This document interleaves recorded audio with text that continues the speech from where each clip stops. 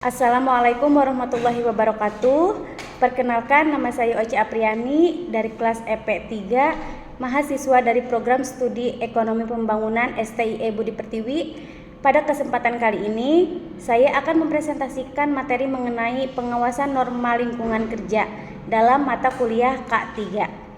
Mata kuliah ini dipandu oleh dosen kami yang terhormat, Bapak Pedro da Silva, STMT, yang telah memberikan banyak pengetahuan dan pemahaman mengenai pentingnya keselamatan dan kesehatan dalam dunia kerja. Semoga presentasi ini dapat memberikan wawasan yang bermanfaat mengenai topik yang akan kita bahas.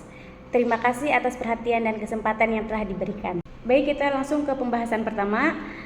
Pentingnya penerapan sistem manajemen keselamatan dan kesehatan kerja di lingkungan kerja. Penerapan sistem manajemen keselamatan dan kesehatan kerja di lingkungan kerja sangat penting untuk menciptakan kondisi kerja yang aman dan sehat bagi seluruh karyawan.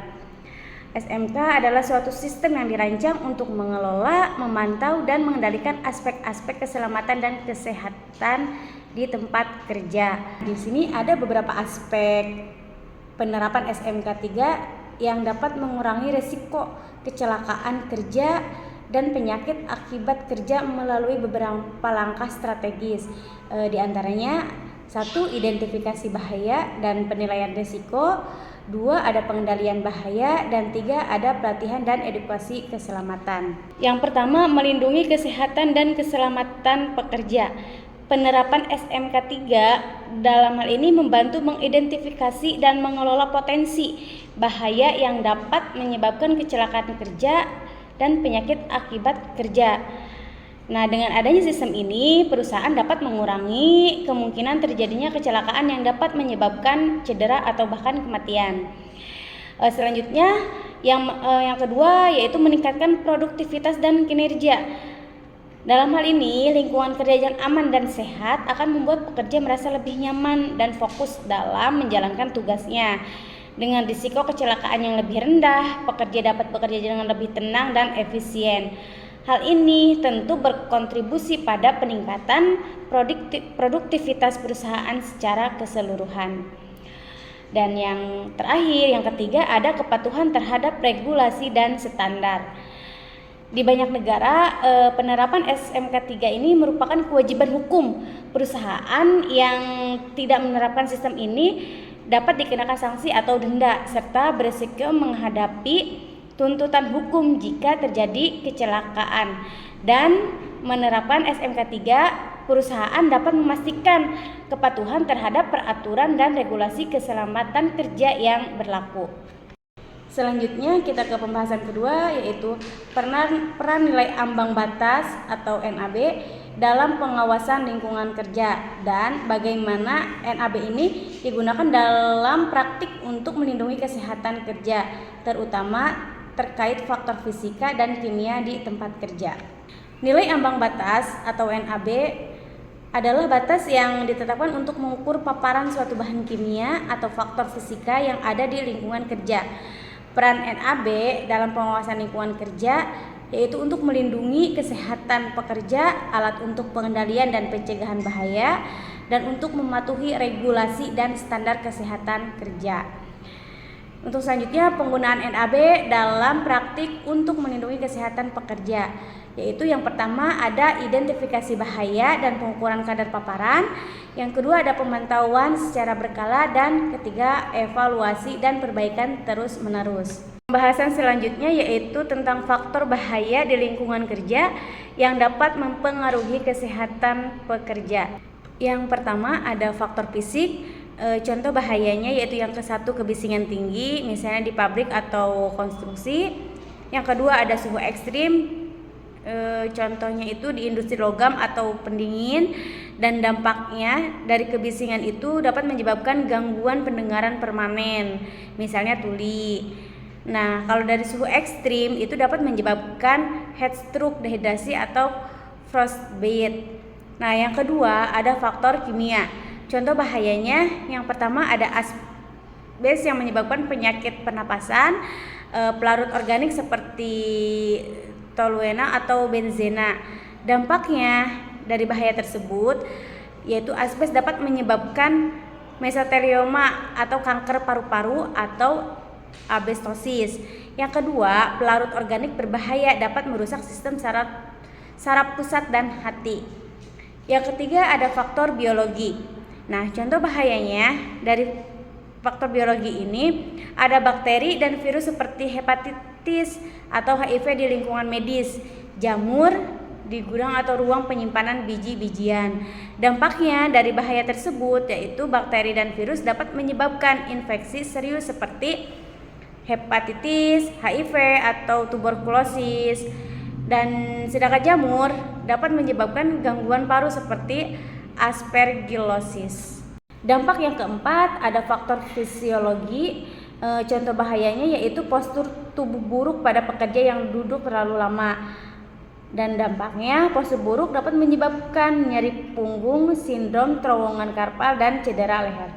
Yang kelima ada faktor psikologi.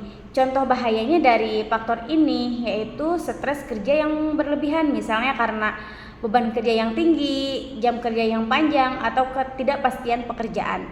Nah, dampaknya dari faktor ini stres kronis yang dapat menyebabkan gangguan kecemasan, depresi, burnout, dan penurunan kualitas hidup. Selanjutnya ke pembahasan keempat yaitu tentang bagaimana Undang-Undang Nomor 1 Tahun 1970 dan peraturan-peraturan lainnya terkait pengawasan lingkungan kerja berperan dalam menetapkan standar keselamatan dan kesehatan di tempat kerja. Dalam hal ini, Undang-Undang Nomor 1 Tahun 1970 tentang keselamatan kerja merupakan dasar hukum penting di Indonesia yang mengatur mengenai keselamatan dan kesehatan kerja. Ini bertujuan untuk melindungi pekerja dan bahaya fisik, kimia, biologis maupun psikologis yang dapat terjadi di tempat kerja. Contoh penerapan pasal-pasal terkait dalam lingkungan industri yaitu pertama ada industri manufaktur atau pabrik. Dalam industri manufaktur ini penerapan Undang-Undang Nomor 1 Tahun 1970 itu dengan cara-cara aman dalam menggunakan mesin sesuai dengan pasal 10.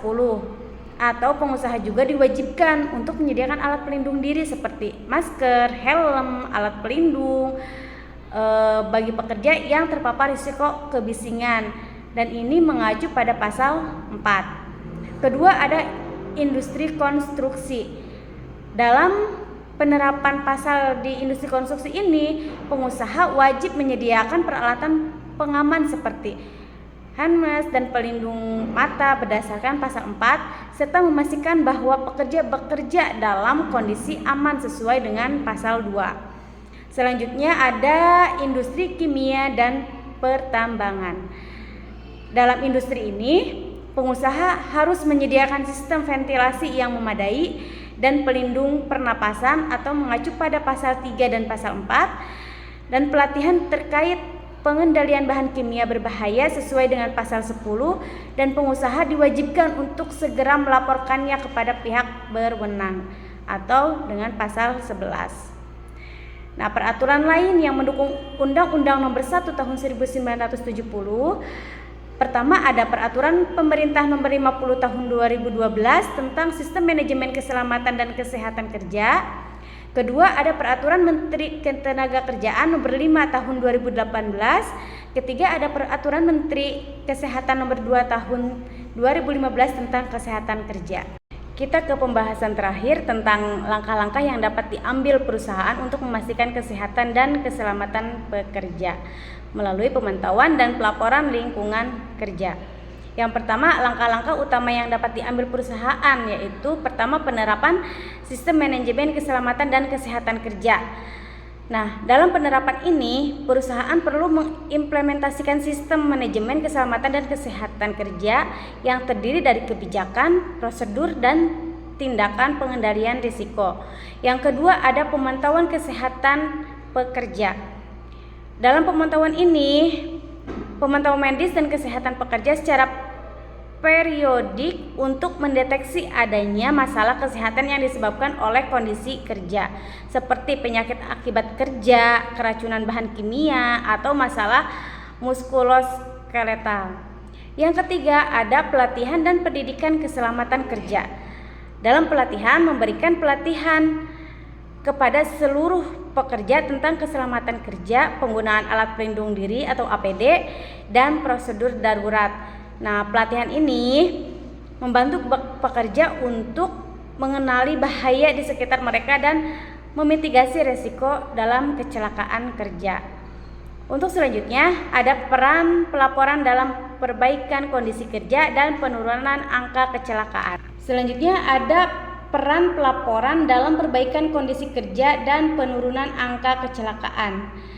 Dalam hal ini, yang pertama ada identifikasi dan penanggulangan bahaya. Melalui sistem pelaporan, perusahaan dapat dengan cepat mengetahui potensi bahaya dan kecelakaan yang terjadi di tempat kerja. Hal ini memudahkan perusahaan dalam melakukan evaluasi terhadap kondisi yang ada dan mengambil langkah-langkah perbaikan secara tepat. Yang kedua, ada perbaikan prosedur dan kebijakan. Pelaporan insiden, baik kecelakaan besar maupun hampir celaka, memberikan informasi yang sangat berharga untuk memperbaiki prosedur kerja yang ada. Dan yang ketiga, ada evaluasi efektivitas pengendalian risiko.